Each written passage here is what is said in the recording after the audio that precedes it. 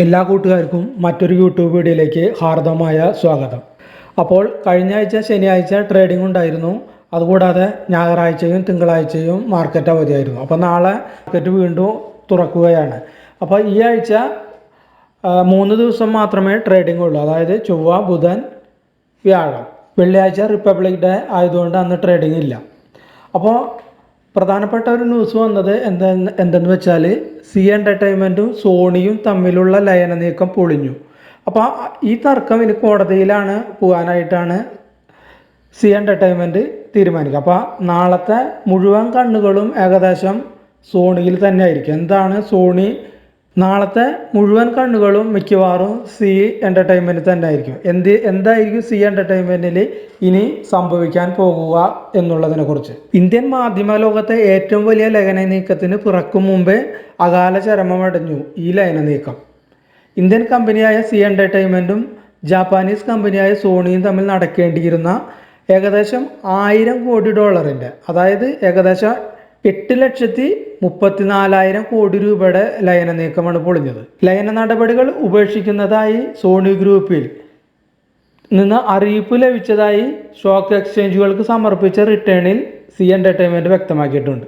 ലയന ഉടമ്പടികളും ലയനത്തിനുള്ള സമയക്രമവും പാലിക്കാൻ C entertainment കഴിഞ്ഞില്ല എന്ന് ചൂണ്ടിക്കാട്ടിയാണ് സോണിയുടെ പിന്മാറ്റം ഉണ്ടായിട്ടുള്ളത്. അതായത് ഇന്നലെ അർദ്ധരാത്രി, അതായത് 21-ാം തീയതി അർദ്ധരാത്രി വരെ ആയിരുന്നു കരാർ പ്രകാരം ലയനത്തിന് അനുവദിച്ച ഒരു സമയം.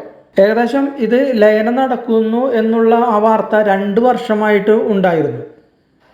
ആ വാർത്തയാണ് ഇന്നലത്തോടുകൂടി സമാപിച്ചത്.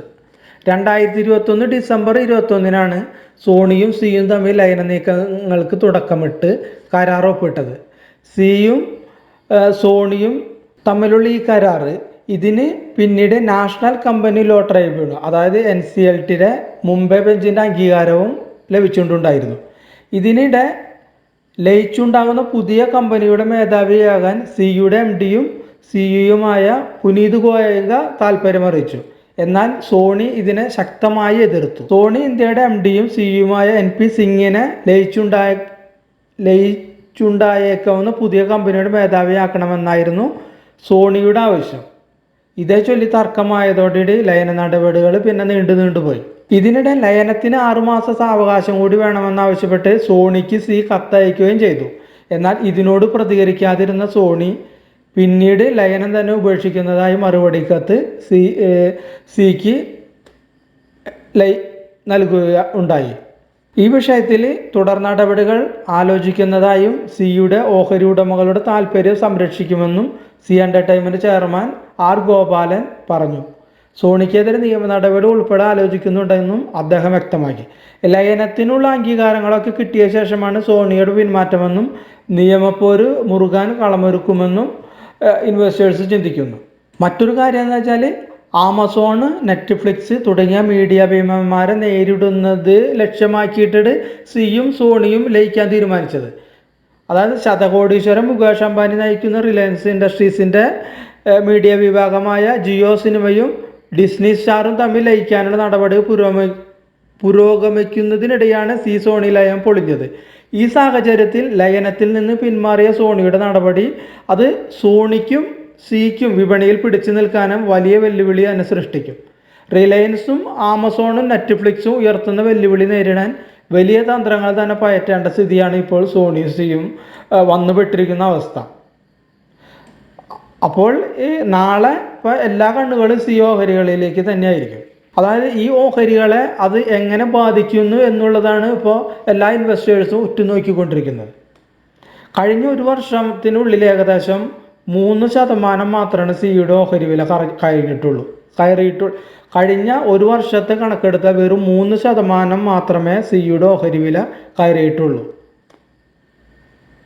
പിന്നെ കഴിഞ്ഞ 1 മാസത്തെ റേറ്റ് നമ്മൾ എടുത്താൽ അതിൽ 13% സിയുടെ ഓഹരി വില താഴ്ന്നത്. നാളെ ഇപ്പോൾ സിയുടെ ഓഹരികൾക്ക് എന്ത് സംഭവിക്കും എന്ന് നമുക്ക് പറയാനായിട്ട് സാധിക്കില്ല. അപ്പോൾ നമ്മൾ ടെക്നിക്കൽ ലെവൽസ് നമ്മൾ നോക്കിയിട്ട് കാര്യമില്ല നാളെ. കാരണം ഏത് ടെക്നിക്കൽ ലെവൽസിനെ കടത്തി വെട്ടുന്നതായിരിക്കും ഒരു ഷെയറിൻ്റെ വിലയെ. അപ്പോൾ പോസിറ്റീവ് ന്യൂസുകളാണെങ്കിൽ ഇപ്പോൾ ഇപ്പോൾ ഏതെങ്കിലും കമ്പനിയുടെ പോസിറ്റീവ് ന്യൂസുകളാണെങ്കിൽ അവിടെ റെസിസ്റ്റൻസോ മറ്റും ഒന്നും തടസ്സമാവില്ല, അവൻ കയറിപ്പോകും. നെഗറ്റീവ് ന്യൂസുകളാണെങ്കിൽ താഴേക്കുള്ള സപ്പോർട്ട് പോയിൻ്റ് ഒന്നും കണക്കാക്കപ്പെടുന്നില്ല, അത് താഴേക്ക് തന്നെ വരും. അപ്പോൾ ന്യൂസ് വന്നു കഴിഞ്ഞാൽ അവിടെ ടെക്നിക്കൽ ലെവൽസ് വർക്ക് ചെയ്യില്ല, ഒന്നാമത്തെ കാര്യം. രണ്ടാമത്തേന്ന് വെച്ചാൽ ഇപ്പോൾ ന്യൂസ് വന്നു കഴിഞ്ഞതിന് ശേഷം മാർക്കറ്റ് ഒരു സ്റ്റേബിളായിട്ട് കുറച്ച് നാൾ ഇങ്ങനെ നിൽക്കും. ന്യൂസ് വന്നതിന് ശേഷം അവിടെ നിന്ന് പിന്നെ നമുക്ക് ടെക്നിക്കൽ ലെവൽസ് വെച്ചിട്ട് മാത്രമേ അടുത്ത സപ്പോർട്ട് അല്ല അടുത്ത റെസിസ്റ്റൻസ് നമുക്ക് തീരുമാനിക്കാനായിട്ട് സാധിക്കുള്ളൂ. അപ്പോൾ ആ ന്യൂസിൻ്റെ റിഫ്ലക്ഷൻ വിലയിൽ, ഷെയറിൻ്റെ വിലയിൽ എങ്ങനെ പ്രതിഫലിക്കുന്നു എന്ന് നോക്കണം. അത് 1-2 ദിവസം ചില പ്രതിഫലിക്കും. അതിനുശേഷം മാർക്കറ്റ് ഒന്ന് സ്റ്റേബിളായിട്ട് ഒന്ന് ശാന്തമായിട്ട് നിൽക്കും. അതിനുശേഷം മാത്രമേ ടെക്നിക്കൽ ലെവൽസ് നോക്കിയാൽ മാത്രമേ നമുക്ക് പ്രയോജനം ഉണ്ടാവുകയുള്ളൂ. അത് പ്രത്യേകം നമ്മൾ മനസ്സിലാക്കിയിരിക്കണം. അപ്പോൾ ഇപ്പോൾ സിയുടെ ടെക്നിക്കൽ ലെവൽസ് നമ്മൾ നോക്കി വെച്ചിട്ട് നമുക്ക് യാതൊരു ബെനിഫിറ്റും അതിലുണ്ടാവില്ല. കാരണം ഒരു ന്യൂസാണ് വന്നിട്ടുള്ളത്. അപ്പോൾ അത് എങ്ങനെ നാളെ സീല് അല്ലെങ്കിൽ വരും ദിവസങ്ങളിൽ സീല് എങ്ങനെ പ്രതിഫലിക്കൂ എന്ന് കണ്ടതിന് ശേഷം മാത്രമേ നമുക്ക് ടെക്നിക്കൽ ലെവൽസ് നോക്കാനായിട്ട് സാധിക്കുകയുള്ളൂ. അപ്പോൾ ഇത്രയുമാണ് ഒരു ന്യൂസ് വന്നപ്പോൾ നിങ്ങളെ അറിയിച്ചു എന്ന് മാത്രം. അപ്പോൾ ഈ സൗണ്ട് ശ്രവിച്ച ലൈവ് വീഡിയോ കണ്ട എല്ലാവർക്കും നന്ദി, നമസ്കാരം.